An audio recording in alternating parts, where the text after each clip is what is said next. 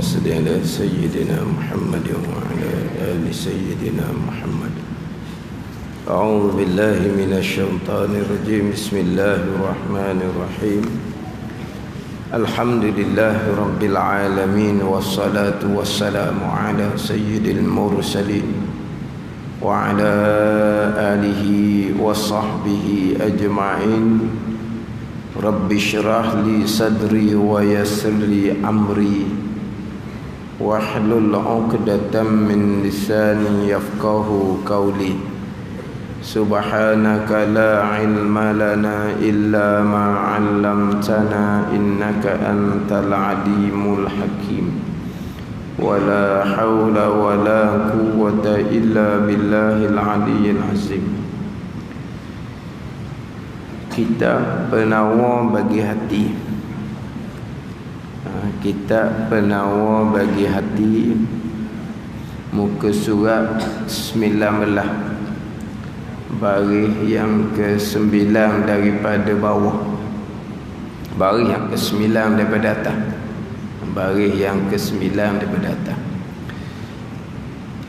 Qala al-muallifu rahimahullahu ta'ala wa nafa'ana bi'ulumihi amin. Dan berjabat tangan, yakni musafahah, berjabat tangan yakni musafahah dengan orang yang soleh, dan berjabat tangan dengan orang yang soleh. Hal ni sambungan manfaat akhirat daripada dua tangan dan dua kaki. Hal ni manfaat akhirat daripada dua tangan, manfaat akhirat daripada dua kaki. Yang terdahulunya adalah berjalan kepada masjid, berjalan kepada tempat belajar ilmu yang memberi manfaat, berjalan kepada tempat perang sabil, perang untuk menegakkan agama Allah Subhanahu wa ta'ala, berjalan ketika mengerjakan haji dan umrah, itu manfaat akhirat. Berjalan kerana ziarah dan menghubungkan silaturahim, dan lain-lain, dan lain-lain. Itu contoh manfaat kegunaan kaki hak akhirat.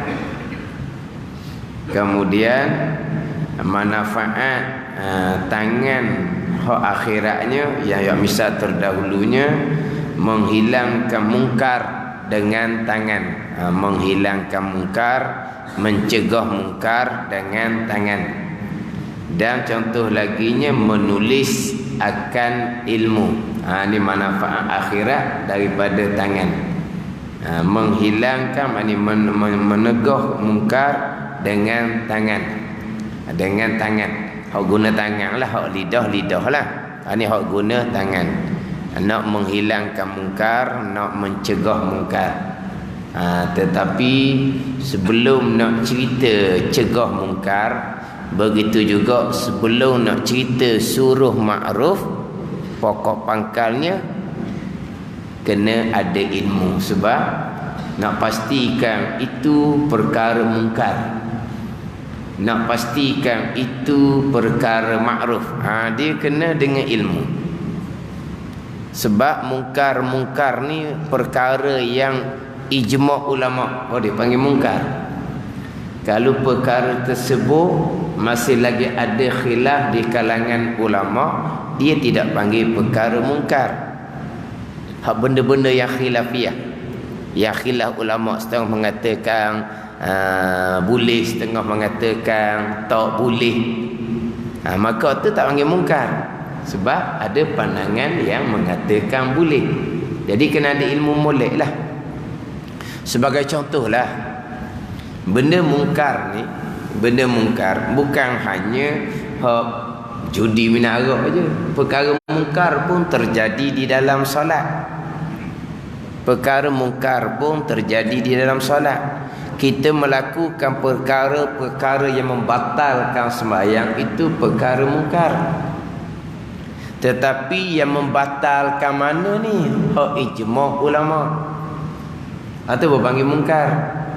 Tetapi kalau mazhab Syafi'i kita kata batal, ada pandangan mazhab lain kata tak batal, itu bukan perkara mungkar. Itu tak wajib kita cegah, tak wajib kita memberitahu, tak wajib itu. Walaupun pandangan mazhab Syafi'i mengatakan bahawa itu perkara yang membatalkan sembahyang. Contoh ni hak biasa berlaku. Kita tengok orang sujud tidak kena bumi 7 anggota. Kalau mazhab Syafi'i itu salah dah tu. Bukan salah makruh tu, batal sembahyang tu. Bukan salah makruh, buat salah gitu bukan, batal sembahyang. Biasanya kau 7 anggota hak timbul biasanya adalah perut jari kaki dia. Kadang-kadang dia hanya letak hujung jari kaki, kadang-kadang dia hampar belakang jari kaki. Kalau dalam mazhab Syafi'i kita tu batal sembahyang. Tapi jumhur kebanyakan mazhab yang lain, termasuk pandangan Imam Rafi'i, ulama tarjih, mujtahid tarjih dalam mazhab Syafi'i kita, yang setaraf dengan Imam Nawawi, mengatakan 7 anggota tu sunat je. Hak wajibnya dahi, hak wajib. Jadi itu bukan panggil benda mungkar. Ada tengok dia sujud, perut jari kaki tak kena bumi. Kita wajib ke menghilangkan mungkar tu? Kita wajib tak mencegah mungkar tu? Tak wajib.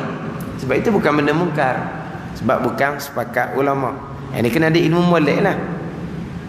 Kita dengar orang sembahyang berdeham. Orang sembahyang berdeham banyak di kalangan orang kita sembahyangnya berdeham. Faham tak apa makna berdeham? Cuba buat berdeham warna bunyi. Kan gitu ke warna berdeham?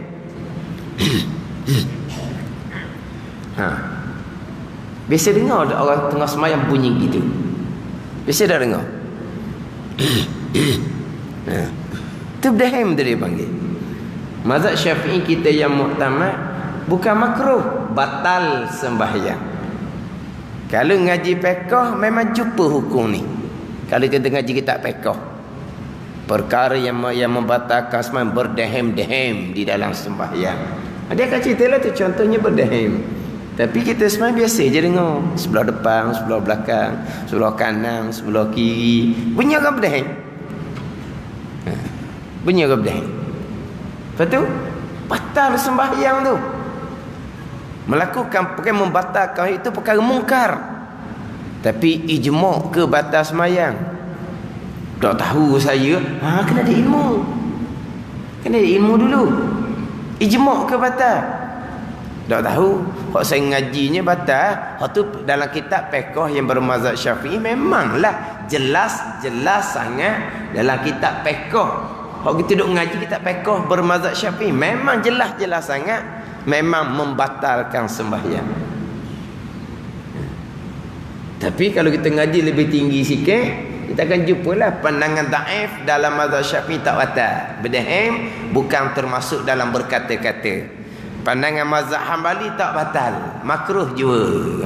Mana kita ada ilmu dah tu. Itu bukan benda mungkar. Kita buat senyap pun tak apa. Tapi dengar tak sedap tu, dengar tak sedap lah. Tapi mungkar ke tidak? Sama juga dengan benda ma'ruf. Kita nak suruh benda ma'ruf ni, benda yang kebajikan ni, kita kena kenal dulu. Betul ke itu benda ma'ruf? Betul ke itu benda kebajikan? Betul ke tak? Itu jalan yang ma'ruf, jalan kebajikan, betul ke tak? Kita suruh-suruh buat, kita aduk ajak orang, tapi makruh ke tak? Kalau tak, dengan kita ada saham, bawa orang kepada perkara yang bukan makruf, perkara yang salah pula dah kitanya. Nak suruh makruf, ilmu. Betullah kewajipan suruh perkara makruf, cegah perkara munkar, dia ada syarat-syarat dia. Di antara syaratnya kita mengetahui. Jangan kita gomo-gomo gitu. Yang kita gamuk-gamuk, yang kita berasa-berasa. Kamu duk tegur-tegur kata salah batal ni. Kamu belajar mana? Saya dengar gitu-gitu je. Yelah, betul dah batal ni. Saya pun berasa-berasa, jangan gitu. Jangan gitu. Jadi syarat yang pertamanya ilmu. Nah, syarat laginya orang tu orang yang jenis tidak sombong. Orang yang jenis kalau kita beritahu dia jenis mudah dengar benda, dengar nasihat. Kalau orang jenis hok sombong, kalau kita cakap sepatah dia jawab 10 patah, mana macam panda je dia dari situ sebab dia orang panda dah. Biar ke dia lah. Tak wajib kalau kita nak teruskan juga okey je, tapi tak wajib. Di antara laginya tidak bawa mudarat kepada kita. Tidak bawa mudarat kepada kita. Memang munkar ijma' ulama. Berjudi ijma' ulama. Kita pun nak pergi cegah. Pada repo dia orang lah situ kitanya. Itu ijma' ulama. Itu benda munkar. Betul lah. Tapi kita nak pergi cegah gitu tu tak mudarat kita. Tak apa mudarat pun. Mudarat pekok muka pun tak apa. Lillahi ta'ala. Dah. Agama tak suruh gitu. Agama tengok kepada kemampuan kita. Bukan suruh hadak gitu agama, bukan. Janganlah salah faham ni. Jangan salah faham. Jadi tidak memudaratkan kita contohnya. Dia di antara syarat-syaratnya. Tapi syarat yang pertama, kita kena ada ilmu. Nak mencegah mungkar, kita kena ada ilmu. Itu perkara mungkar. Apa perkara mungkar? Perkara yang dilarang ijma' ulama. Dia panggil mungkar. Perkara dilarang ijma' ulama. Tapi kalau dilarang pada satu-satu pandangan, pada satu-satu pandangan lain laginya, larangan tu bukan larangan haram. Larangan tu larangan qada makruh contohnya. Maka kita tak wajib nak beritahu. Lepas tu kata nak kadang-kadang orang di baru ngaji ni tak ada kerja lain. Ustaz, tegur tu ustaz tegur tu. Apa ni mari kelah orang puang kaki tak pakai stocking. Kaki aurah kan. Ijma' ulama ke dah? Dah. Awak dah tahu dah dulu. Lepas tu kita slow-slow lah. Kita ceritalah slow-slow. Tapi nak cepat. Cerita lalu sabar. Lagipun itu bukan ijma' ulama. Dia kena gitulah. Faham tak? Maknanya dia kena ada ilmu. Tapi biasa kita ni hok cepat sikit ni hok mula-mula tu dia mari sedar tu dia tengah tengah teruja tu hok tu dia tak kira tu. Dia kata tak boleh nak apa boleh pakai. Kalau awak bandingan ni, awak bandingan apa ada ni awak bandingan. Ketika nira tuak tu tengah gila tu, ada tengah gila. Tengah buih tu. Jangan kosek tu najis. Apa najis? Jangan kosek. Dan bila boleh tu nya. Nanti dia jadi cuka nira. Barulah ambil. Dia tenang dah tu, Faham tak? Dia matang dah tu. Baru boleh ambil. Itu perbandingan. Tengah duduk buih. Tu ada kosek tu najis tu. Panggil apa? Tuak lah dah. Nira masang tu. Dia tuak, kita panggil nira masang. Tu najis. Bila dia jadi cuka, okey lah dia. Biasa orang gitu kan. Dia mula-mula tu dia teruja tu dia agak cepat melompat. Jumpa satu pandangan, dia nak langgar lalu. Nak itar orang tu, Tengok di sujud. Perut yang kaki dah kena dah tu. Satu dah kena dah. Siap tu. Dah sah tu. Cepat tengok dia semayang. Tu berdehing tu. Tu batal tu. Cepat. Bila dia ngaji kemudian barulah dia agak tenang matang tu. Okey sikit lah. Atau kata kena Bang apa? slow down apa? Maknanya orang yang mengajar pun benda yang banyak berlaku dalam masyarakat, kesalahan yang khilafiyah tu, kita ceritalah salah, batal dalam mazhab Syafi'i, kita jangan lupa. Kita kena cerita pandangan lain. Apa sebab kita nak cerita pandangan lain tu? Sebab perkara tu terlampau banyak berlaku dalam masyarakat. Kalau kita hanya cerita batal pada satu pandangan, dia orang yang belajar ni bunyi kata batal ni, dia balik kampung dia, pergi sejid surah kampung dia, hidup balah benda tu lah. Kan hidup balah benda tu lah.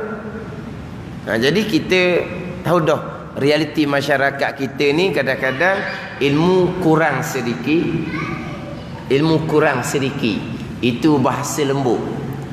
Faham tak? Bahasa lembut, ilmu kurang sedikit. Kalau bahasa kasar kau, ilmu tak ada. Gitu. Bahasa lembut, ilmu kurang sedikit. Tu bahasa lembut tu. Jadi maknanya kita tahu dah perkara tu apabila tak belajar molek, banyak salah buat dalam masyarakat kita. Mana kita cerita, memang kita tu kita kat sebut batal, tapi kita kena tambah ilmu sikit lagi supaya orang yang mengaji ni tak cepat. Tak cepat. Tapi kalau kita boleh nasihat, kita nasihatlah kenapa awak sujud, perut je kaki tak kena. Kita nasihatlah kenapa awak solat berserta dengan berdahan, kita nasihatlah. Sela-sela lah, sebab itu bukan perkara yang ijma' ulama. Dia kena gitu. Sebab biasalah, saya mengaji dulu pun gitu juga. Guru yang mengajar satu jalan, kita balik balang orang semua. Masa saya mengaji dulu, mengaji ramai tu guru macam-macam bawakan lah. Ada waktu guru saya mengajinya memang satu jalan je. Jadi satu jalan balik kampung kita andah batal semua orang. Ada orang hak semayang sah. Sedap kitanya. Batal tu batal. Oh kampung kau, balik dia tak ada. Dia seorang je sah, orang lain batal habis. Dah. Dia memang batal sungguh, tapi mazhab Syafi'i mula-mula ngaji. Haralah. Bila ngaji lebih sikit, mengaji berbilang tu guru ni, dia pun cerita. Oh, logatnya kita, gopohnya kita. Tu kata pengajaran tu penting. Pengajaran tu pada guru, jangan kita mati. Kita bukan kata nak siapa ke pandangan-pandangan lain, bukan. Kita nak satu pandangan je sebenarnya. Untuk kita, untuk satu pandangan cukup dah. Cuma kita dengan masyarakat, faham tak? Untuk orang mengaji saja, satu pandangan tak apa dah. Dia jaga hak pandangan mazhab Syafi'i yang muktamad tu okeylah. Tapi dia tu dengan orang lain tu kena pula. Dia orang lain tu kena pula. Hati yang kita nak jaga. Untuk peribadi kita, untuk beramal peribadi kita, tak payah banyak pandangan. Satu pandangan okeylah untuk amal peribadi kita. Cuma kadang-kadang bila kita darurah tersepit, kita perlu jugalah kepada pandangan-pandangan lain. Tapi kita perlu pengetahuan pandangan lain adalah untuk kita dengan orang ramai. Tu untuk kita dengan orang ramai tu mustahab. Bab pekoh. Sebab orang napaknya, pekoh napaknya. Adapun bab akidah tu satu jalan. Bab akidah kita hanya cerita je, dan kita tak boleh tuju kepada sesiapa sebab akidah masing-masing. Kita tak nampak pegangan salah ke, kita tak nampak. Hak tu kita tekan akidah, sebab akidah hanya satu jalan. Tetapi hak ni kita tak ada akan timbul balah, sebab siapa yang berpegang dengan akidah yang salah? Ini masing-masing. Tapi kalau semayang tu salah, nampak lalu dah. Tak? Kalau cerita semayang salah, nampak lalu. Tapi kalau cerita akidah salah, mana tekan sebab di satu jalan, dan takkan timbul. Sebab takkan timbul jadi balah. Sebab ni tak ada orang boleh tuju. Balik kampung, awak pegangan salah. Tak boleh nak tuju sebab pegangan masing-masing.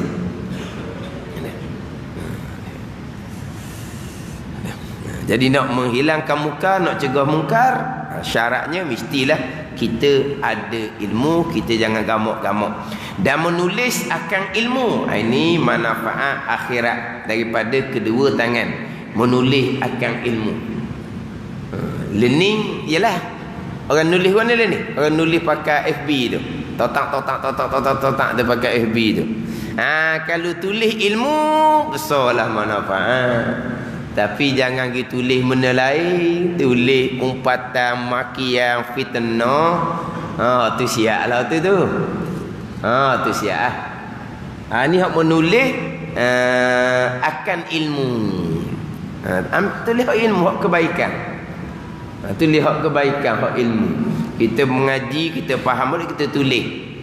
Tu manfaat akhirat daripada dua tangan kita. Ataupun kita belajar, kita buat catatan, kita buat tandaan, kita buat dobik dia panggil dalam pengajian kita. Itu pun di antara dipanggil menulis akan ilmu. Menulis akan ilmu tu. Kita buat catatan. Kita nak mengarang kitab memanglah di luar kemampuan kita. Nak mengarang kitab di luar kemampuan kita. Kita mengaji kitab orang, kemudian kita dalam belajar kita pun buat catatan apa semua tu. Tu panggil apa? Menulis akan ilmu. Sebab dalam kitab ni kekah-kekah aje, catatan tu hak banyak. Catatan tu hak banyak kitanya. Jadi kalau kita sentiasa mencatat, tu panggil apa tu? Menulis akan ilmu. Dan berjabat tangan, musafahah dengan orang yang soleh. Dengan orang yang soleh. Bukan berjabat tangan dengan orang biasa-biasa. Berjabat tangan dengan orang yang soleh. Siapa orang soleh ni? Orang yang menunaikan segala kewajipan hubungan dengan Allah dan segala kewajipan hubungan sesama manusia. Soleh adalah setinggi-tinggi makam syariat. Berjabat tangan dengan orang soleh ni. Hak ni dia panggil faedah akhirat. Lepas tu, siapa di kalangan kita orang solehnya? Hak saya mengaji, dua tu guru yang saya mengaji, orang soleh, yakni orang Islam. Situ. Orang soleh kita iyalah. Soleh separuh-separuh tu adalah. Soleh sungguh. Jadi sini hak saya mengaji dua tu guru. Orang yang soleh, yakni orang Islam. Dan saya ada satu kitab panawah hati yang ada tobik, yang ada catatan. Orang lain yang mengaji, dia mengaji dengan guru lain, dia ada tobik catatan, atau saya ada. Dia tobik pun sama juga. Orang yang soleh, yakni orang Islam. Tengok. Ni kata kena guru ni. Orang soleh, yakni orang Islam. Sebagaimana Nabi SAW bersabda, maksudnya tiada ada dua orang Islam. Nabi sebut dua orang Islam. Tiada ada dua orang Islam yang bertemu kedua-duanya, maka berjabat tangan kedua-duanya, melainkan diampun bagi keduanya sebelum berpisah keduanya. Hak Nabi kata ni, tiada ada dua orang Islam yang bertemu maka berjabat tangan. Dua orang Islam. Nabi tak sebut dua orang soleh, dua orang Islam. Patut kita ni kata orang soleh, yakni orang Islam. Tapi sebab apa sebut orang soleh? Disebut orang Islam yang terbaik lah. Orang Islam yang terbaik, orang soleh. Orang Islam yang terbaik. Tapi kalau orang soleh sungguh sini, kita nak jabat tangan, mu soleh ke tak? Kita tanya balik, awak soleh ke tak? Soleh ni bukan jalan tunduk. Jalan tunduk, soleh sungguh dia. Soleh ni al-qaim bi hukukillah wa huquqil adamiyyin tu soleh. Hak kita baca dalam tasyahud itulah wa ala ibadillahis salihin tu. Wa ala ibadillahis salihin. Siapa ibadillahis salihin tu? Orang yang al-qaim bi huquqillah wa huquqil adamiyyin. Orang yang menunaikan tuntutan hak dengan Allah dan hak sesama manusia. Kewajipan dengan Allah Ta'ala sempurna. Pegangan tu sudah ceritalah, pegangan tu usuluddin tapak agama. Syariat zahir ditunaikan sekaliannya. Syariat batin ditunaikan sekaliannya. Zahir, hak perintah zahir pun dia tunaikan sekaliannya. Hak perintah batin pun dengan ikhlasnya, dengan syukur, dengan sabarnya, dengan tawakulnya, dengan redanya sekalian. Tu menunaikan sekalian hak kewajipan dengan Allah Subhanahu wa taala. Setakat tu panggil soleh. Selagi menunaikan sekalian hak kewajipan sesama anak Adam. Tengok tu pula. Kewajipan kita dengan anak-anak, ilmu-ilmu asas fardu ain, didikan yang sempurna, ajaran yang sempurna. Isteri kita ke apa dengan didikan ilmu yang sempurna, ajaran yang sempurna. Dengan keluarga kita, dengan ibu bapa kita, dengan jiran tetangga kita. Ni orang soleh. Kalau setakat akidah kita comel, hubungan kita dengan Allah hak zahir kita jaga belaka, hak hati kita sempurnakan kewajipan, tapi anak bini kita tak cara, tu tak ngi soleh. Nak cari soleh setara ni warna kamu.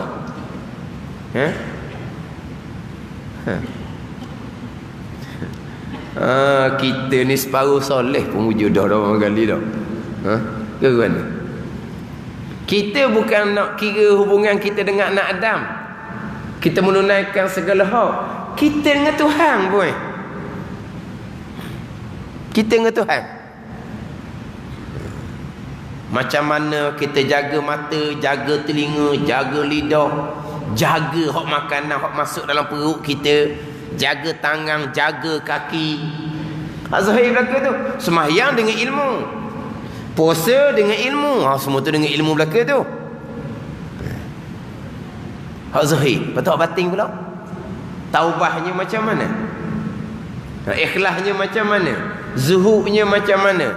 Khauf takut akan Allahnya macam mana? Ingat akan kematinya macam mana? Kasih akan Allahnya macam mana? Ni hak kita je, hak kita je. Bukan hak kita dengan anak Adam, bukan hak kita je. Hak kita pun boleh lepas ke tak? Kan? Itulah setinggi-tinggi makam syariat orang yang soleh. Ni hak makam syariat pun tak ada, nak gomo makam tariqah, dia duduk makam hakikah makam. Kok mana syariat pun tak lulu.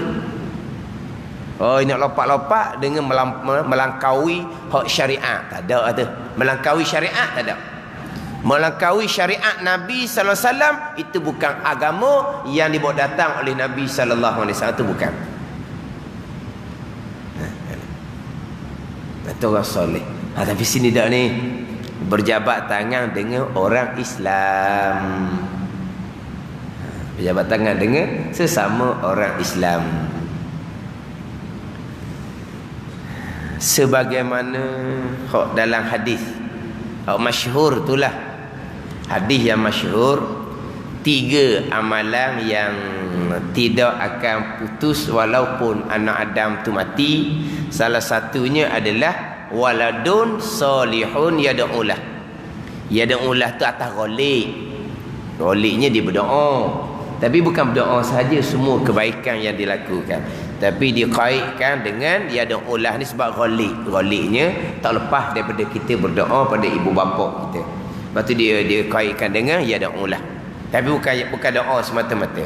Tapi di situ adalah waladun salihun. Allah nak cari mana waladun salihun ni? Disebut Nabi sebut itu waladun salihun. Nak cari mana waladun salihun? Ini kita cerita dengan kita learning. hak pada ni ummah ni hak pada kurung yang pertama, kurung kedua, ketiga tu hak dijamin oleh Nabi sallallahu alaihi wasallam. Lah masa kita pun bukan tak ada orang soleh, tapi kita sebut secara umum. Bukan tak ada orang soleh, bukan setakat orang soleh, aulia illah pun kekal. Tuhan akan kekalkan aulia illah. Apabila dimatikan, Tuhan akan ganti aulia illah yang lain. Wali abdal 30 orang satu dunia, mati Tuhan akan ganti dengan yang lain. Waktu tetap dah. Dan memang ada orang yang soleh, tapi kita sebut secara umum ni lah. Dengan fitnah akhir zaman yang banyak kita ni, fitnah akhir zaman ni, akhir zaman kita ni kau macam-macam, kau berat-berat kadang-kadang, kadang-kadang berat dah kadang-kadangnya, tiba-tiba naik pula ganti berat lagi agamanya. Bukan apa kata sama dengan hak lama, kau berat kadang-kadangnya, kau payah pula dah kadang-kadangnya, kau sekat pula dah hak agamanya, hak lain pula kau bebas pula jadinya. Ni fitnah akhir zaman gitulah. Sebab itulah orang yang dapat mengikuti sunnah Nabi di akhir zaman ni besar kedudukan di sisi Allah Subhanahu wa taala. Kalaulah dia boleh mengikut sekian sunnah Nabi SAW sebagaimana para sahabat radhiyallahu anhum, seorang aja lebih baik daripada 50 orang sahabat pada masa Nabi. Kalau macam sahabat sekarang, tu sahabat pelik lah. Macam mana gitu? Sebab dia duduk jauh dari Nabi, tapi dia boleh ikut jalanan sebagai sahabat Nabi sallallahu alaihi wasallam. Ini akhir zaman. Sekarang ni kita bukan nak kata hak soleh, hak ketaatan zahir dan batin. Kadang-kadang usuluddin tapak agama pun lepas tak lepas, luluh tak luluh kadang-kadang. Lepas tak lepas, luluh tak luluh. Cerita bab akidah pun tak boleh nak turut. Tak boleh nak turut, tak boleh nak terima. Payah. Bukannya payah, tapi berlawan dengan akidah sesat yang duduk pegangi mula daripada umur balik. Sebab tak dapat didikan akidah yang sebenar pada masa belum balik. Ibu bapa tak ajar akidah yang sebenar. Ibu bapa suruh semayang je, suruh tutup aurah je, suruh panggil juh je. Semayang tanpa ilmu, semayang tanpa akidah. Jadi semayang ada gitu je. Semayang tak tinggal, aurah tutup, akhlak baik, tapi akidah ada? Tidak ada. Semayang ada ilmu? Tidak ada ilmu.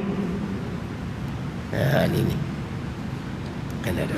Jadi bila duduk akidah yang seumpama ni, cerita akidah Ahlussunnah wal Jamaah simple sahaja, cukup mudah. Tak boleh nak turut, tak boleh nak. Hak tak ngaji, tak ngaji dah.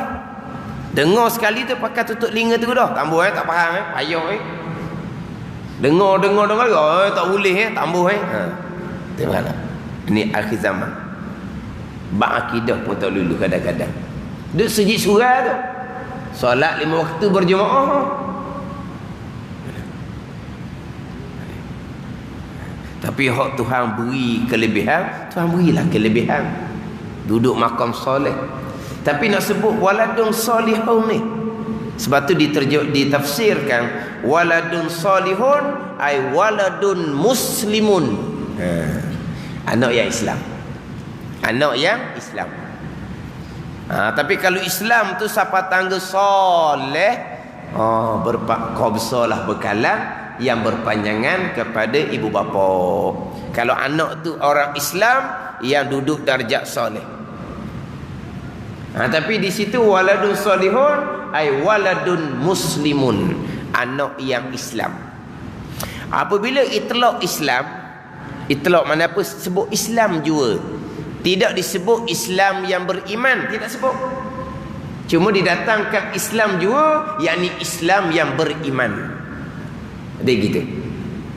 Kalau sebut Islam, tak sebut yang beriman, yakni Islam yang beriman. Asalnya tidak ada melainkan iman. Kalau imannya tidak ada, kalau iman anak tu tidak ada, apa amal anak tu sendiri tidak diterima oleh Allah. tidak dicatatkan pahala oleh Allah, maka tidak dicatatkan pahala bagi ibu bapa. Sebab apa? Sebab tiap-tiap kebajikan, tiap-tiap ketaatan, tiap-tiap ibadah yang dicatatkan pahala kepada anak-anak tadi ni secara automatik tercatat di catatan ibu bapa, tok nenek sampai ke Nabi Adam AS. Ada dia. Bukan mak ayah je ni. Tok nenek, tok nyang, tok nyuk sampai Nabi Adam AS. Ini tak ada niat-niat ni. Ini automatik. Tiap-tiap catatan kebajikan yang dicatat pada anak akan dicatat kepada usul dia, asal dia berdatang. Bukan mak ayah je asal dia. Tok nenek tu asal dia juga. Sampai Nabi Adam AS. Adapun kejahatan tidak dicatatkan kepada ibu bapa, hanya setakat dia sahaja. Kejahatan yang tidak diwarisi daripada ibu bapa, kejahatan yang tidak dipesani oleh ibu bapa, tak ada kaitan dengan ibu bapa, itu dia sendiri tanggung, tak ada kena-kena dengan ibu bapa. Adapun kebaikan, walaupun kebaikan itu bukan datang dari ibu bapa sekalipun, dia kemudian belajar, tak pernah pun dapat nasihat dari ibu bapa sebab belajar, dia sendiri je belajar. Bukan kata-kata dulu nak belajar agama dah, mak ayah tak setuju misalnya. Misal. Tapi dia kemudian besar dia belajar. Walaupun dia belajar tu bukan datang daripada ibu bapa, tiap-tiap kebaikan dilakukan, walaupun kebaikan itu bukanlah datang dari ibu bapa sekalipun, tiap-tiap kebaikan yang dilakukan oleh anak-anak tercatat di daftar kebajikan anak, automatik tercatat di daftar kebajikan ibu bapa. Tapi kebajikan, ketaatan, ibadah hak dicatatkan kebajikan ni, siapa yang melakukan? Mereka yang beriman dengan Allah Subhanahu wa taala. Hak tu, hak ada iman. Bila ada iman, dia buat amal tu betul dengan zahir, dia buat amal tu ikhlas pula, barulah tercatat. Tercatat pada kebajikan seseorang yang melakukan dan tercatat pada ibu bapa dia sampai ke atas. Tapi kalau dia buat amal, semayang comel pekoh tasawuf, puasa comel pekoh tasawuf, mengaji Al-Quran, hukum Quran pun betul, ikhlas pun hati dia nya, baca Quran comel, dia mengaji, hati dia ikhlas baca Quran, tapi akidahnya tidak ada, tidak tercatat kebajikan pada yang buat ketaatan anak tu, dan ibu bapa pun tidak akan dapat pahala yang berpanjangan. Itu asas dia. Asal dia tak lari melainkan iman, akidah, usuluddin, itu asas. Itu anak yang melakukan. Anak yang melakukan. Ibu bapa yang bila anak tercatat kebajikan, ibu bapa mana yang tercatat kebajikan? Ibu bapa yang beriman juga. Kalau ibu bapa tidak ada akidah, ibu bapa yang mati dalam keadaan akidahnya terpesong, anak dia bukan kata Muslim, soleh sungguh-sungguh, orang alim, beberapa orang anak dia soleh sungguh-sungguh, orang alim, bagai-bagai kebajikan dia lakukan, tidak akan tercatat pada ibu bapa yang tidak ada iman, yang tidak ada akidah. Sama juga kita ni sedekah jariah, masjid surau tu kita seorang je infak. Kita seorang, tak ada babik dengan duit orang lain. Duit kita seorang je. Sedekatun jariah, ini pahala berpanjangan. Syaratnya orang yang melakukan kebajikan sedekah jariah tu orang yang ada iman, orang yang ada akidah. Ini kedudukan iman, usuluddin, akidah kita. Ini menjadi tempat landasan kepada kebajikan-kebajikan yang lain. Jadi mana anak yang Muslim ni, mana anak yang ada iman, dibuat apa kebajikan, kecil-kecil kebajikan dia buat pun tercatat pahala kepada anak Islam yang beriman tadi, automatik tercatatlah kebajikan pahala kepada ibu bapa. Mana apa ni? Waladun salihun ai waladun muslimun. Jadi sini sama ni. Berjabat tangan dengan orang yang soleh, yakni orang Islam. Orang Islam. Kalau orang Islam tu orang yang soleh pula, dia ada pula lebih lah. Ini ganjaran di sisi Allah Subhanahu wa taala. Kemudian kita nak berjabat tangan ni, kadang-kadang timbul juga. Jabat tangan ni sebelah ke dua belah? Sebelah. Bukan dua belah jabat tangan ni, sebelah sahaja. Faham tak? Jabat tangan sebelah sahaja. Sebelah tangan. Sebelah lagi tu adah. Itu adah. Kalau jabat tangannya sebelah sahaja. Tapi walaupun adah, kalau orang suka kita buat dua belah, kita buatlah dua belah, tak ada masalah. Jangan pula jabat tangan sebelah, apa mu ni salah ni. Jangan gitu. Ada orang jabat tangan sebelah, dia marah lalu dah. Jabat tangan kena dua belah, malah ni dia kata. Dah, jabat tangan sebelah sahaja. Hak tambah sebelah lagi tu adah. Tapi kalau adah ni disukai ramai, baik pun kita buat.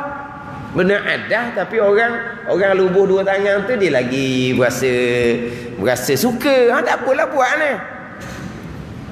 Tapi janganlah pula orang berjabat tangan sebelah sahaja dia pergi marah. Ada orang ngajak agama juga, dia marah kalau berjabat tangan sebelah tangan. Tak berjabat tangan dia kata. Kemudian kita berjabat tangan ni, kita nak mengeratkan silaturahim. Jadi di antara adab, pasal ni adah tu pasal di antara adab. Tahu tak adab? Adab eja lain, adah eja lain. Adah ain alif dal ta marbutah. Adab alif da alif ba, adab. Adab ni al-khisalul mahmudah, perkara yang baik. Jadi di antara adab kita berjabat tangan adalah sebab kita nak nak mengeratkan hubungan silaturahim. Dan antara adab kita berjabat tangan ni, janganlah mata tengok ke lain. Ni berjabat tangan gini. Kadang-kadang je juga jabat tangan dulu tangan. Dak sambut tangan dia tengok, dia pun tengok. Dak tangan dak sambut, dia pun tengok. Baru kita sambut. Saat ni kita tengok mana saat ni? Jadi kita kata kau ni orang tua cakap ni pun kena juga, hak tepat hak kena. Tepat hak betul-betul juga hak tua cakap ni. Kalau jabat tangan dengan seseorang yang tidak bertentang mata, jangan naik atas rumah. Tak boleh percaya. Jadi dengar dak tua cakap gitu.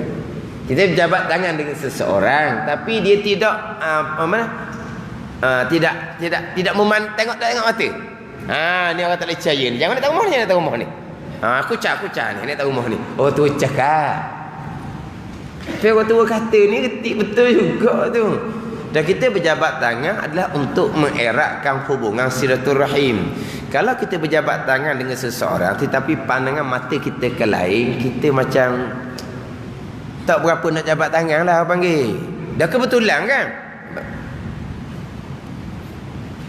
Satu peringkat. Ni perangai orang. Duk ngaji pondok. Dia jabat tangan memang dia tengok orang. Perangai dia. Tapi kalau dia jabat tangan saya pegang. Dia tengok. Gitu. Sama-sama guru tak apa kan? Sama guru dia tak marah. Tapi biasa dia tabiat dia. Sampai ke sapatan semayang, dia duduk terpisah. Orang takkan duduk sebelah sah dia ni. Orang takkan duduk. Orang akan duduk belah sana. Penuh barulah tak ada orang gitu. Sebab apa? Orang tak musalang dia lepas semayang kat orang. Sebab apa? Berasa hati. Orang berasa hati.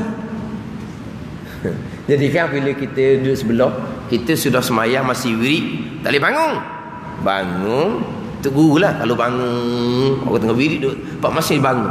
Dia bangun hidup belakang dia buka kipas je.